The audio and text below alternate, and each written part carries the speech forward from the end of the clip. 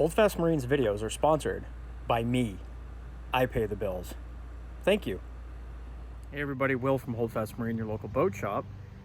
Quick update on the Repco build. As you can see, we're ripping stuff off the top there, but if you notice, we have a giant building here.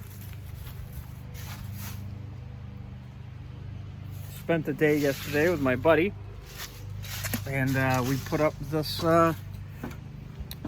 this structure. It's going to give me ample headroom.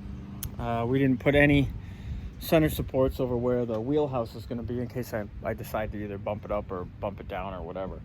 The boat is full of leaves, which is killing me inside, but we'll get all those out shortly.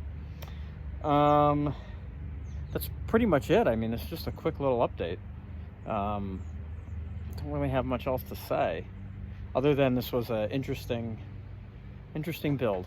It's pretty sturdy, but also we did it kind of quick and dirty, just to get it up. Next weekend I think we're going to put the ridges in, see how that all works out. But yeah, so that's where we're at. Thanks for tuning in, and we'll see you next time.